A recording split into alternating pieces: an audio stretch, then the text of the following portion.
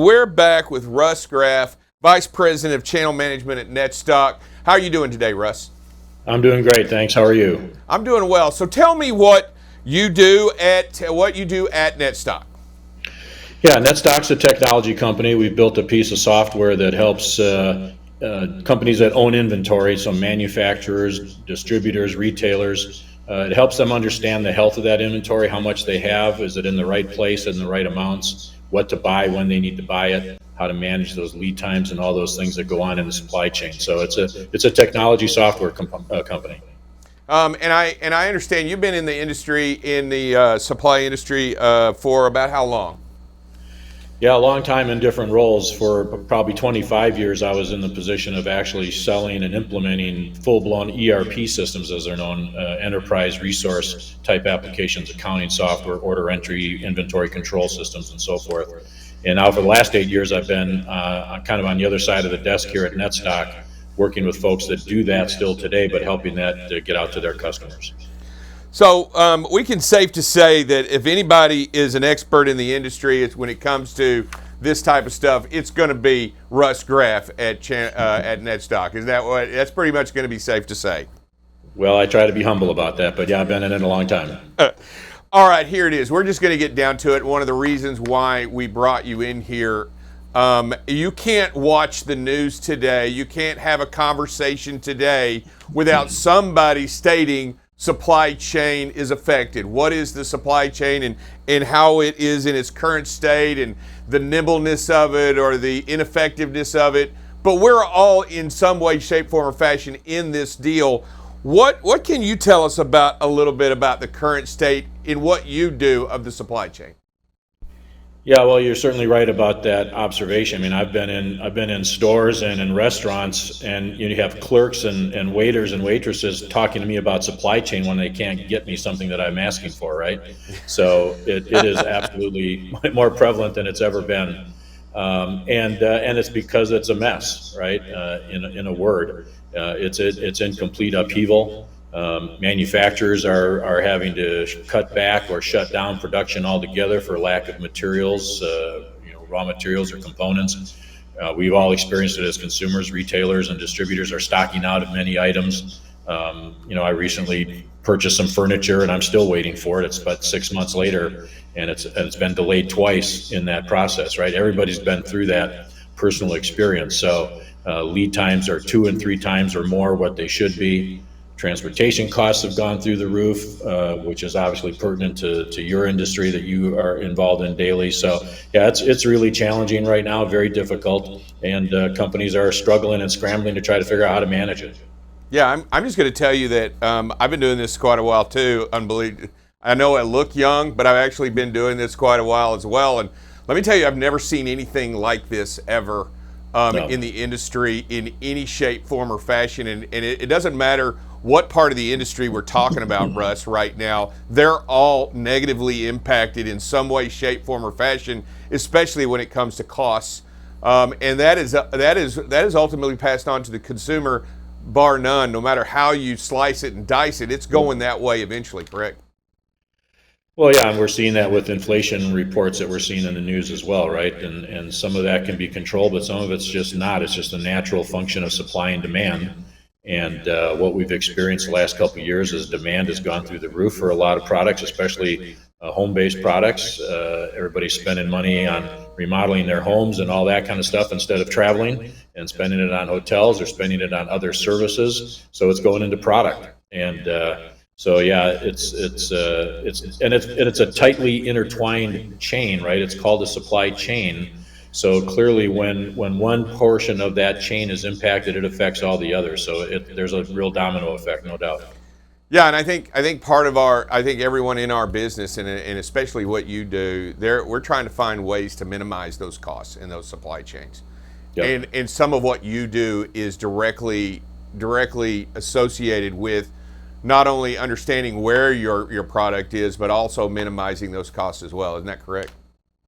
Well, for sure, and that those trends already existed before the pandemic hit us, right? There was already a movement towards what we were calling nearshoring or onshoring, right? Bringing some manufacturing closer to home, closer to U.S. operations, especially products that had some configurability or some labor involvement in it. If a product is still really highly automated and mass produced, those costs are still significantly lower overseas in Asia and so forth. But there was already a trend to start bringing some of those products closer to home, simplifying the supply chain. I've seen stories about what it takes for the Apple iPhone to get built. I think is like 54 different vendors in the supply chain or steps in the chain. So things like that. So there's already been a trend towards simplifying and shortening the supply chain. That was certainly accelerated by the impacts of COVID. And that has a lot of impacts. Again, there's another domino effect to that, right? That sounds simple enough, but that's not as easy as flipping a switch, right? I've got to build new vendor relationships, put new processes in place, new systems and logistics and all those things that are impacted by that. So that's not an insignificant trend or change that's happening. It takes time for that to affect it. And that's just one of many trends that we're seeing out there. Yeah, and what are some of the disruptions that we need to look out for as we continue to look this year for some solidity, right? Some at some point some leveling off of this and try to figure out where we're at to make it better. You know, it can't just, these peaks and valleys make it difficult for all of us to maintain what we're doing. So what are some of the disruptions we need to watch out for? Yeah, that's a good question. I mean, obviously, it's always been the nature of supply chain that there's disruptions, right? Whether that's climate and, last year we had, 3 or 4 major hurricanes hit the Gulf Coast, right? And so ports in Houston and New Orleans and so forth were impacted over and over. And that was pretty unprecedented. So things like that always happen. There's always stuff going on. It's the nature of the beast. Who would have predicted a ship going sideways in the Suez Canal, right?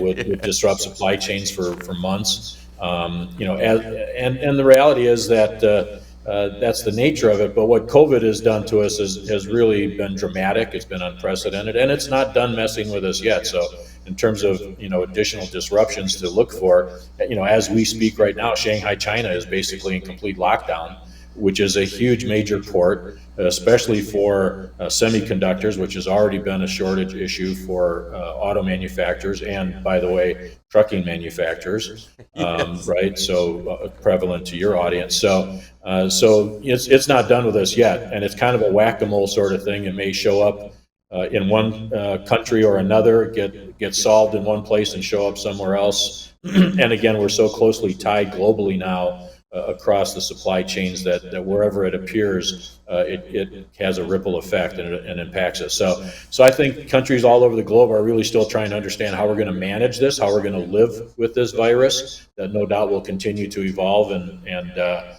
have different variants and show up at different times and locations and surge and subside. So a lot of places are still going to try to figure that out, and that's not going away anytime soon. And then, a few months ago, who would have predicted a brutal and destructive war in Ukraine, right? Yet here we are. Regardless of all the human suffering and impact of that, the reality is that region produces a lot of raw materials for different manufacturing functions around the globe. So those impacts are just now starting to show up, and no doubt they'll last a long time as well. And then I guess the third disruption that occurred to me is, unfortunately, there's the specter of cyber attacks out there, right? Ransomware and those kinds of things. It's unfortunately a new reality in business today, and we know there are a lot of potential vulnerabilities in some of our infrastructures, energy sector and so forth, here and abroad, that if some bad actor decides to launch a cyber attack, it could certainly wreak havoc for short periods of time. So, yeah, don't mean to be sending depressing news, but there's plenty of disruption still ahead. Yeah, and I think if we just flip on the channel, you can see all of these things in the reality. I don't want to minimize something so effective as the war in Ukraine. The last 2 wars, the world wars, actually started in that region of the world. Both World War I and World War II started within 200 miles of where their fighting is going on right now. So, I mean, historically speaking, that does affect all of us in some way, shape, form, or fashion. And even the sanctions that are being placed have a negative impact in reverse. Don't think that because you do that to one person, it's not. This is a chain, just like you speak of. And when you impact them negatively, you're going to impact yourself negatively as well. And that's what these sanctions will do, as you know, and I understand their need. I'm not minimizing it, but the reality is we have to face what they are and why they are. Do you think things will improve anytime soon? Are we just so innovative here in the United States, we're going to figure all this out this year and we'll be the better for it? Or where do you think this is headed? If I had to ask Russ Graf, give me that crystal ball action you got.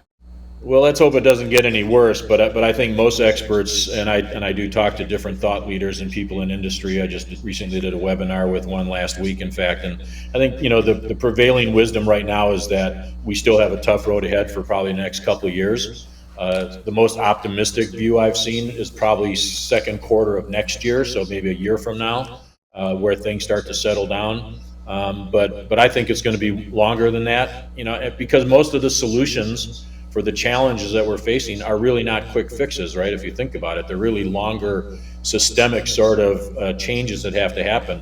As an example, improvements in our infrastructure, right? Congress just passed a bill with an incredible amount of investment in our infrastructure. Airports and ports will certainly be part of that, but it takes years for that stuff to build out and have an impact. So I think we're probably looking at a rough road for at least a couple of years, in my opinion. What part, and as we're on that, what role is technology going to play in this supply chain and trucking as we move forward? Because it's important that we understand this is a data business. What role are we headed to? Yeah, you're right. I mean, you hit it on the head with the data comment, right? That's really what drives all this. And obviously, NETSTOCK, we're a technology company. That's where we live. And we think about that every day, how we can use our tools and technology to improve operations in an organization. So we certainly believe that appropriate technology, when it's properly deployed and supported and so forth, can really offer huge benefits to increasing all kinds of efficiencies in the business. And with trucking being such a major component of the supply chain, stands to reason that all kinds of technology advances there could also have an impact. So I think, obviously we're looking at the advent of electric vehicles. Somewhere down the road, I don't know how soon, the potential for driverless trucks, at least in some portion of the environment. But things like better routing software, right, to make us more efficient, to be, going the right place at the right time and in proper order. We've got a serious labor shortage, both truckers and in warehouses. So maybe, increase the use of robots and so forth in warehouses. Better data sharing. A lot of what goes on in supply chain is all about communication and collaboration. And so the more we trust the data, and the more we can share that data and collaborate and make decisions around that data, the better. So we're going to see continued improvements in reduction in paperwork and making more efficient processes. I know when you started the show today, you talked about the end of trip or post trip data capture, right? Well, so is there a technology that could make that easier and faster for everybody, right? Those kinds of things. So I think all those are open for discussion, and yeah, we're a very innovative country, no question about it. We're always looking for ways to deploy technology to make us better and more efficient. I don't think the supply chain and particularly the trucking industry is going to be any different. Yeah, and I know you know this. It doesn't matter where you go and what industry you're in. It seems like our unemployment is down to an all-time low, and still there's a lot of help wanted signs out there today, right, Russ? I mean, I think we're going to need to. I think we're going to absolutely need to rely on technology to help us go into the next generation, right? I mean, it's going to be inevitable, and I think some of the solutions that we offer and what you're talking about through technology is going to be not only going to be good, but it's going to be necessary, right? I mean, I don't even see, because the baby boomers are moving out, right? That big, and then the next, I don't know, what is that next Gen X, Gen Z? I don't know, whatever that is. There's just not as many of them as there was before. So we're talking about not being able to move that populace in to handle that stuff, right? So we're going to need to rely on some technology. No question about it. We've got to get more done with the people that we've got, right? But we also have to treat the people we have better, right? We have to, I think one of our potential topics of discussion here is, what companies need to do these days to manage this and navigate what's going on in the environment, and I think it starts with people.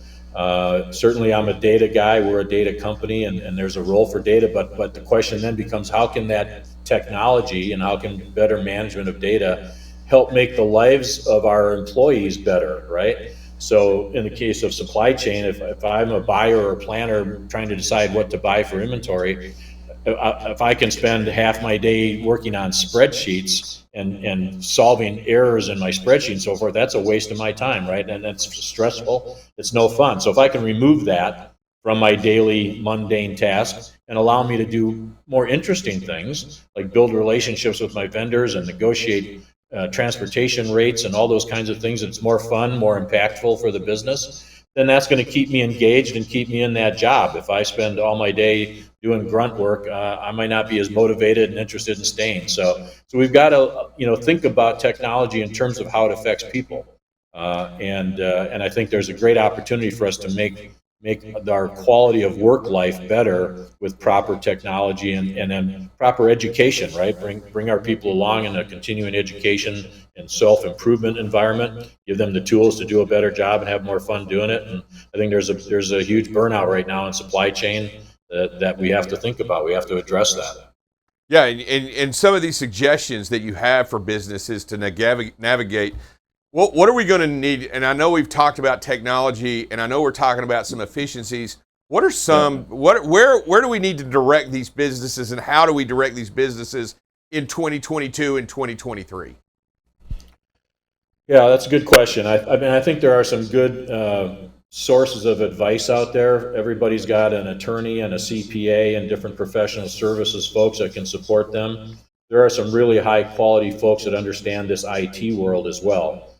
So talk to your peers, get involved in trade associations, those kinds of things, and learn who are those experts, who are those folks that you could consult with and learn from and get some good direction from.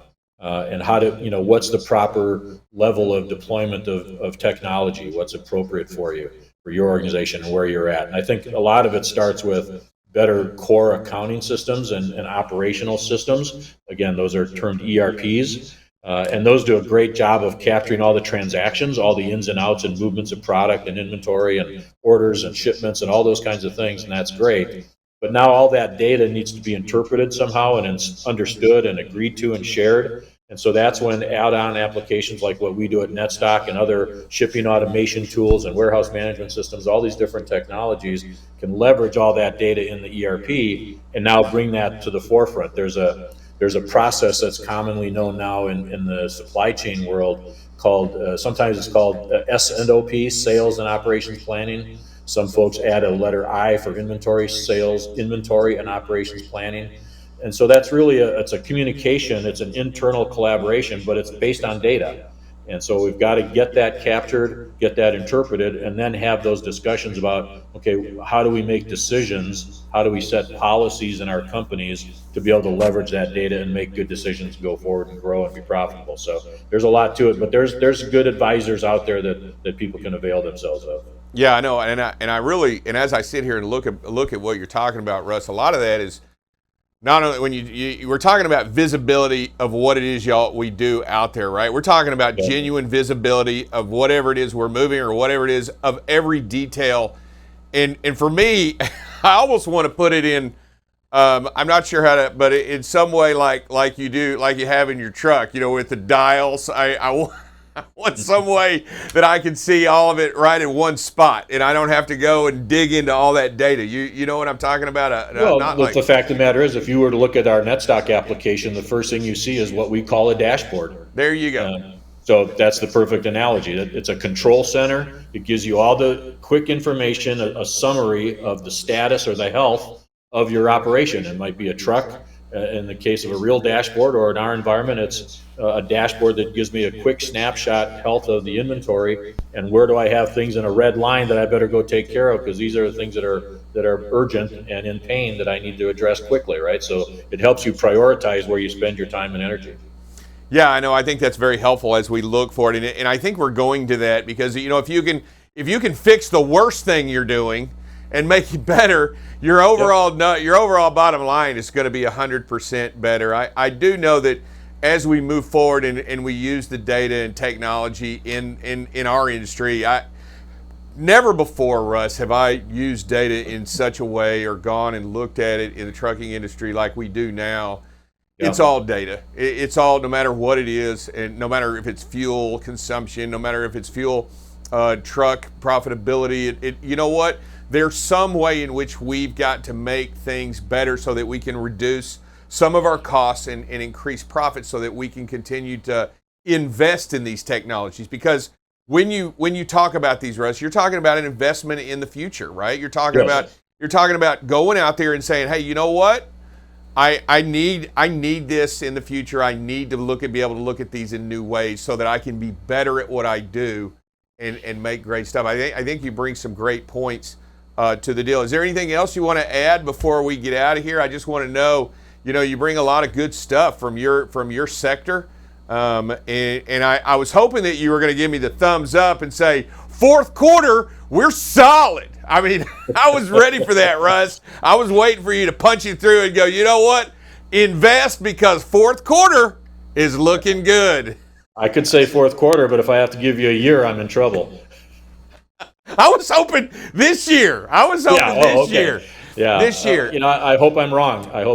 But no, I think your final point there is a good one. That this is about investment, and a lot of us in industry think about investment in physical assets, right? Trucks and dollies and all those kinds of things, racks, and all these systems that support the supply chain physically. But really, an investment in the technology is just as important and needs to be evaluated the same way, right? What's my payback period? What's my return on investment?